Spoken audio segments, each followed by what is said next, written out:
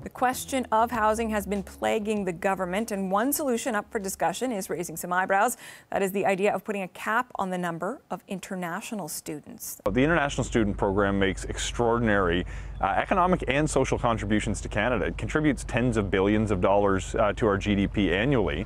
But what we've seen recently is there's been such rapid growth, given that the program is typically uncapped, that certain communities are having difficulties managing with the population growth that it's attracted.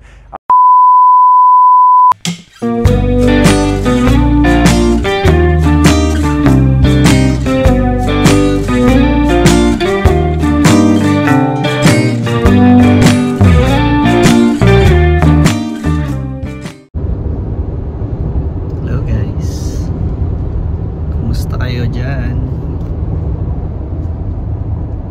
Ano na naman tayo? Biyahe serye. Sa mga oras na to, naglilipat na siguro mami yung or nakalipat, nakamove na. Nakamove na. Yung bagong titira dun sa basement. Oo, titira sa basement. So yung mga kasama namin na nakatira sa basement, sa bahay, nag-move out na sila kahapon, sinadya. Tapos ngayon may bago nang lilipat doon. Yun nga, napatsyempo naman ang gala namin. Nakaset na kami ng gala. So hindi pa namin namimit talaga yung yung lilipat doon sa basement namin. Parang rin yata sila? Family ba sila? Family of 3 international students. Family of 3, then international student din. State ba sila? State. Oo. So yun. Sinadya na rin kasi ang nakahanap nun eh. Nung time na naka 1 year pa lang. Parang naka 1 year pa lang sila dito sa Canada as international student. Sinadya na din yung nakahanap kasi nga nung nag-move out sila, naghanap sila ng papalit sa kanila. So yun. Siguro bukas na namin sila mamimit, makikilala. Bukas na natin makakausap. So yun. Yan. Ang dami naghahanap sa totoo lang ng matitirahan. Kahit doon sa mga vlogs ko dati, maraming nagtatanong. Kaya nga lang, nung naging available nga yung basement, nung binalikan ko sila, kung yung mga nag-message sa akin dati, nakakuha na sila ng ng matitirhan. Ang mamahal nga ng mga nakuha nila. Kasi nga, wala na, alam nyo naman, kahit sa part dito ng Canada, talagang nagtaasan na lahat ng upa. So yan ang pag-uusapan natin ngayon, no? Yan ang i-share ko ngayon sa inyo. Kasi nga, yung doon sa lumabas na balita kamakailan na parang binabalak ng government, no, na i-cap o limitahan yung pagpasok ng international students dito sa Canada. At tingin mo kaya naman magagawa nila yon? Knowing na napakalaki ng ipinapasok, unang-una napakalaki ipinapasok na pera ng international students dito. Pero nakakatawa kasi ang dahilan nga, no, kung bakit nga daw ikakap ang international students ay dahil sa problema sa housing. Shortage of housing. Sa problema sa housing. Ano bang sa pagkakapit? Oo, yung analyzation ko dyan, yun nga, naglabas kasi si, pangalan nito? Si Sean Fraser, yung statement na yun. Kasi dati siya di bang yung immigration minister, tapos ngayon siya na yung Canadian housing minister na siya ngayon.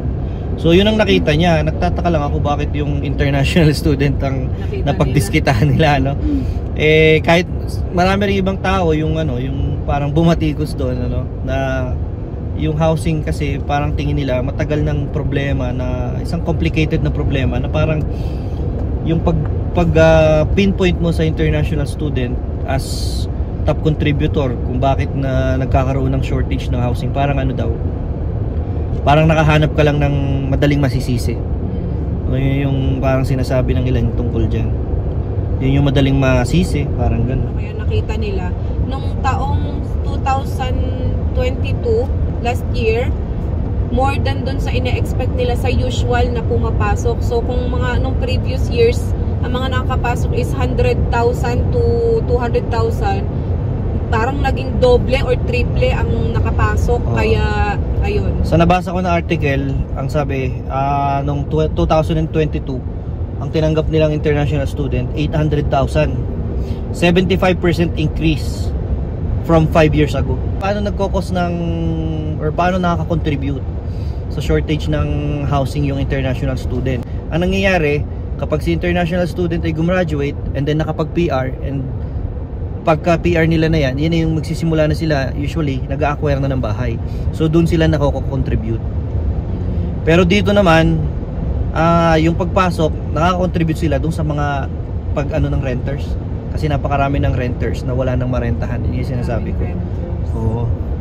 So, yun nga, isa nakita ng government, yun yung kung limitahan nga kaya yung pagpasok ng international student, baka makakasolve ng problema. Actually, pati nga yung ano ba to? Alam nga naman kung overtake.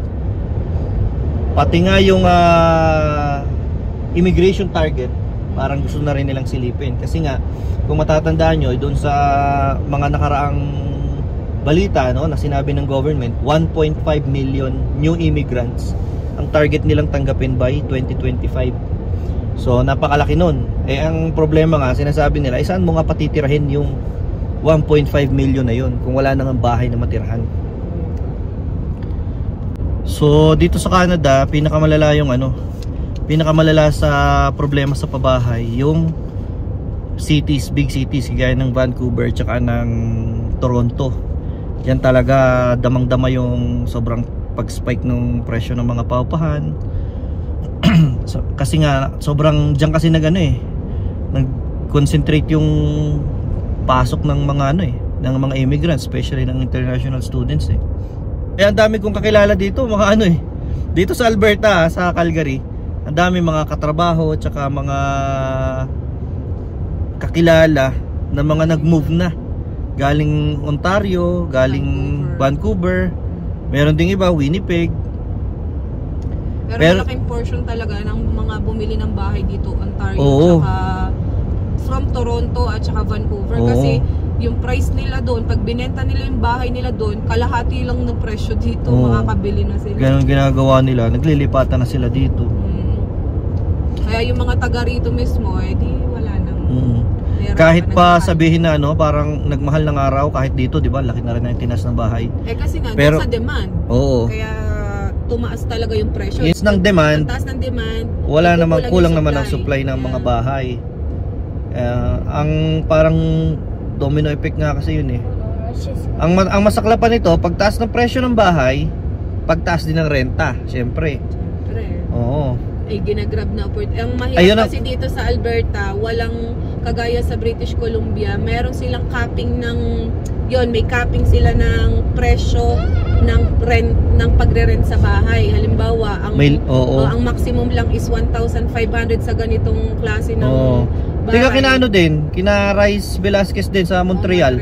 Yun yung sinasabi niya na ang paupa sa ganito hanggang ganitong may cap na hanggang doon lang. Kaya yung may-ari ng bahay hindi pwedeng sumingil ng sobra-sobra. Sa Alberta kasi walang ganun. Parang dito yata sa amin walang ganun. Ang masakla pa nga, di ba nga, pagtaas ng presyo ng bahay, pagtaas ng renta. Ang masaklap nito, parang yun nga, yung nakikita nila na hindi lang, na isa pang dahilan sa shortage ng bahay na to, parang nagkakaroon ng inequality masyado pagdating sa mga taong nakakabili ng bahay or kayang bumili ng isa pa o dalawang higit pang bahay, at doon sa mga taong walang kakayanang bumili pa ng bahay. Kasi nangyayari, yung mayayaman, bibili sila ng mga properties, kaya nila kasi nga mayaman sila Tapos parerentahan nila ng parerentahan ngayon na ang mahal-mahal. Tubong-tubo nga naman, 'di ba? Bawing-bawi yung So parang napapagsamantalahan.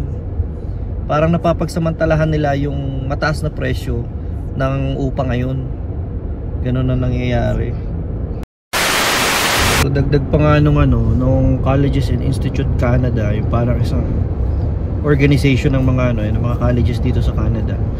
Parang dapat hindi nakikita na yung student, yung cost, yung international students, yung cost ng shortage ng housing, ang problem dito sa Canada.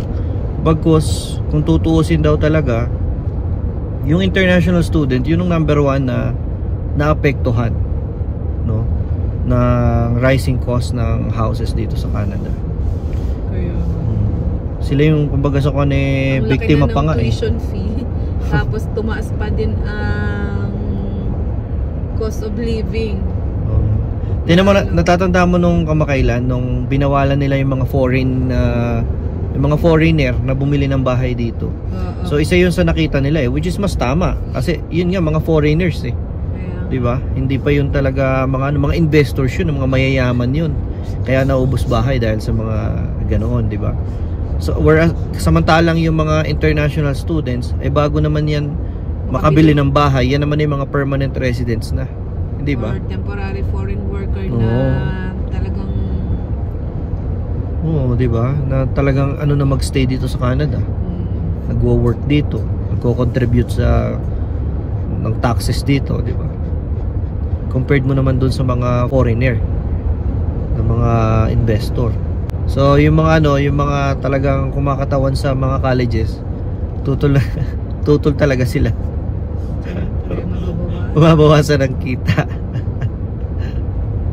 Hindi, pero ang nakikita nga ng iba dyan, baka ang mas i-promote is yung mga lugar na talagang hindi masyadong Atlantic provinces, hindi masyadong pinupuntahan ng karamihan. Yung mga Atlantic, di ba? Yung mga malalayo, yung mga medyo mas liblib, hindi major cities kumbaga. So baka yun yung promote. Oo, yung makitang solusyon. Which is okay pa rin naman.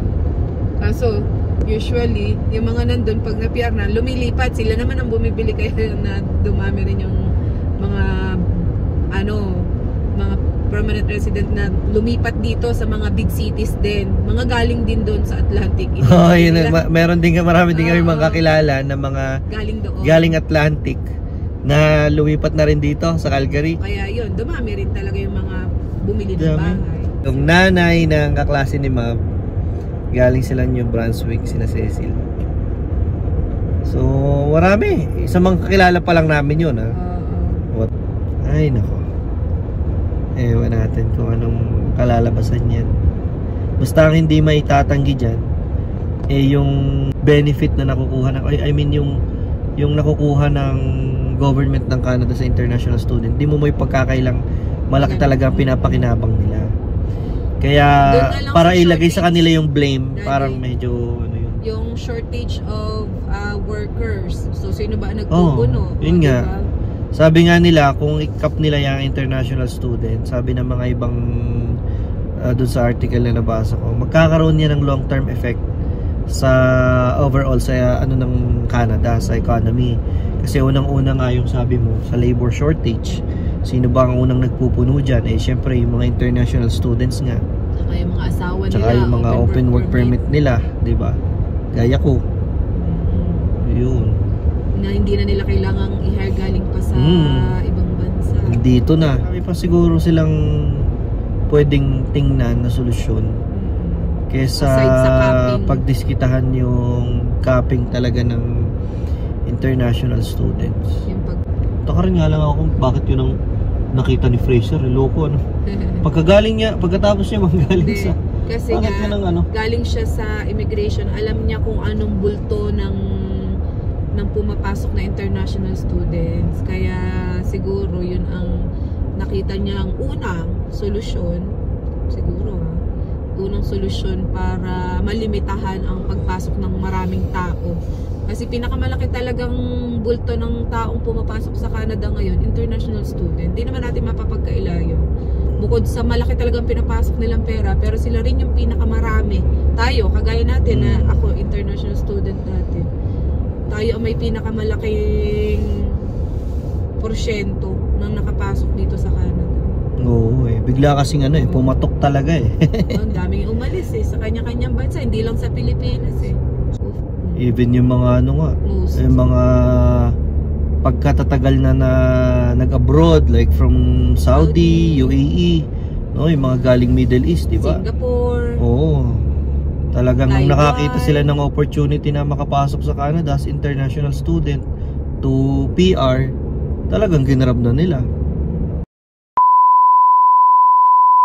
Pero ang pinakatanong dyan, kung ano nga kaya ang gagawin ng government. Kasi yun naman parang parang nakikita nila na isang solusyon, no?